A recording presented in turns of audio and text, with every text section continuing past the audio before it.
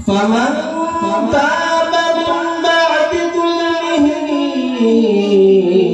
وأصلح فإن الله يتوب عليه إن الله غفور رحيم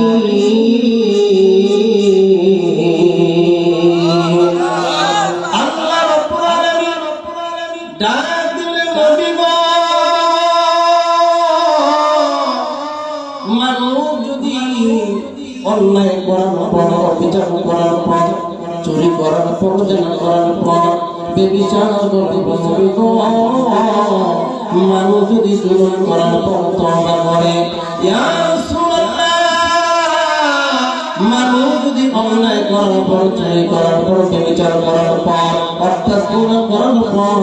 তওবা করে ওয়া আসলাহ নিজেকে সংশোধন করে ইয়া রাসূলুল্লাহ ইয়া হাবিবাল্লাহ ফাইন্নাল্লাহ ইয়াতুবু আলাইহি আমি আল্লাহ তার তওবা কবুল করে নিব আমার বন্ধুগণ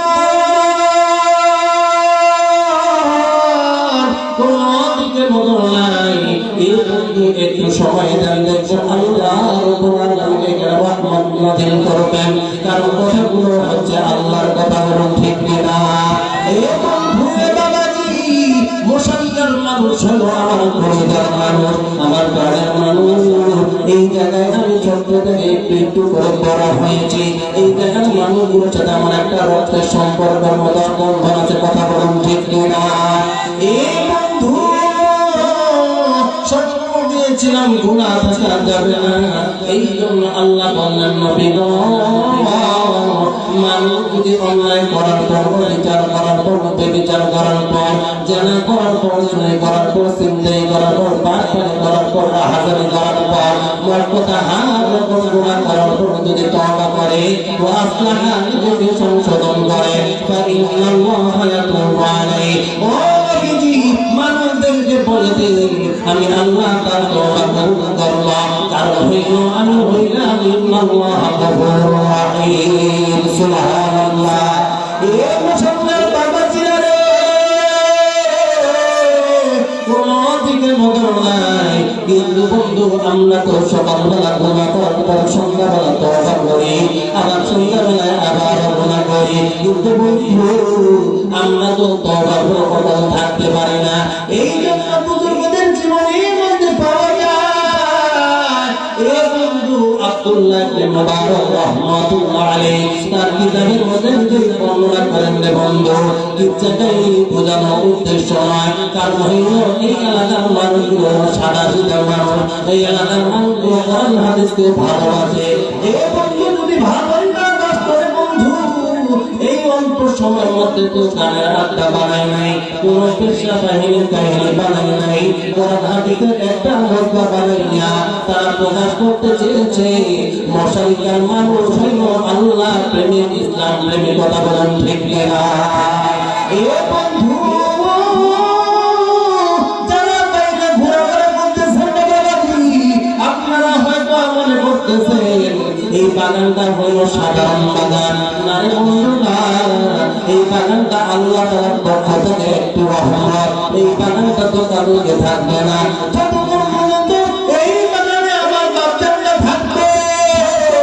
যত সময় অতিক্রম করবে ততক্ষণ পর্যন্ত আল্লাহ রাব্বুল আলামিনের রহমত বর্ষণ হতেই থাকবে কথা বলুন ঠিক না আমার বন্ধুগণ বলেছিলাম আব্দুল্লাহ ইবনে মুবারক রাহমাতুল্লাহ আলাইহি কিতাবের মধ্যে বর্ণনা করেন রে বন্ধু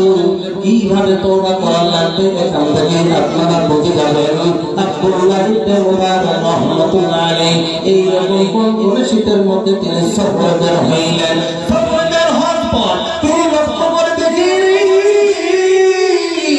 তিনি যখন স্টেশনে পৌঁছাইলেন স্টেশনের মধ্যে তিনি দাঁড়িয়ে দাঁড়িয়ে দেখেন একটা যুবক এই কঠিন শীতের মধ্যে হাতটা আসমানের দিকে তাকাইয়া হাতটা আসমানের দিকে তুলিয়া দেখে আল্লাহ গো ও মালিক জীবনে বহু গুনাহ করেছি অন্যায় আমি করেছি অবিচার আমি করেছি চুরি আমি করেছি ব্যভিচার আমি করেছি জেনা আমি করেছি মানুষের সম্পদ আমি লঙ্ঘন করে খেয়েছি, আমি ভাইয়ের সম্পদ কেড়ে নিয়েছি, সন্তান হইয়া মায়ের ব্যবহার করি নাই, মায়ের সাথে খারাপ আচরণ করেছি। আয় আল্লাহ, আপনি যদি মাফ না করেন কে মাফ করবে গো আল্লাহ? আপনি আমাকে মাফ করে দিন, আমি মাফ চাই। এইখানে আব্দুল মুবারক রাহমাতুল্লাহ আলাইহি দেখে যুবকরা চোখের পানি ছেড়ে দিয়ে টুকরো টুকরো কান্দে। যুবক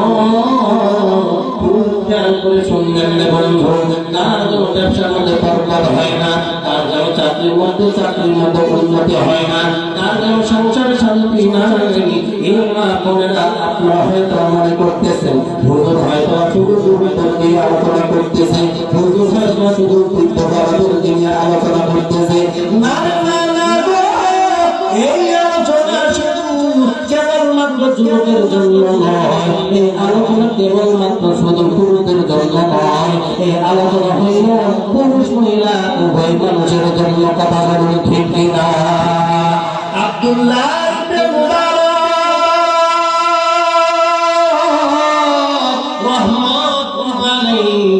মানুষদেরকে ডেকে বলেন, মানুষে আমি দেখলাম যুবকটা এইভাবে যখন কান্নাকাটি করতেছে, দোয়া যখন শেষ হয়ে গেল, আমি যুবককে ডেকে বলে, কেন তুমি এইভাবে টুকরো করে কান্দ? কেন তুমি এইভাবে আল্লাহর কাছে কান্দ? তোমার কান্নার কারণ কি বলো? তুমি কেন এইভাবে টুকরো টুকরে কান্দেছ? যুবক ডেকে বলে,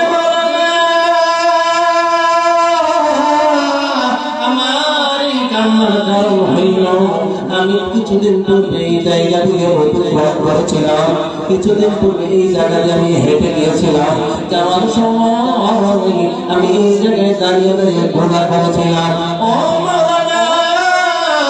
আজকে যখন আমি আবার এই জায়গায় এসেছি, আমার গুনার কথা মনে পড়ে গিয়েছে। আমি যদি গুনাহ না কবরে যাই, আমি যদি তওবা না কইরা কবরে যাই, ও আল্লাহ বলি কঠিন কিয়ামতের ময়দানে সূর্যটা যখন নিচের দিকে নেমে আসবে, মানুষগুলো তখন ইয়া রাসূল বলতে থাকবে, মানুষের মুখগুলো যখন বলতে বলতে টক টক টক করে বলে জমিয়ে বেরোবে। সন্তান মাকে চিনবে না, বাবা সন্তানকে চিনবে না, কেউ কাউকে পরিচয় দেবে না। ও এই জন্য আমি তওবা করি, ওই কঠিন কিয়ামতের ময়দানে আমার কি হবে এই জন্য দেরি নয়, আমি কখন যেন মারা যাবো এর কোনো ঠিক নাই। এই জন্য আমি এখনই তওবা করতেছি, আর কোনোদিন গুনাহ করব না। তওবা করলাম, খাঁটি ঈমান নিয়ে আসলাম। আল্লাহু আকবার।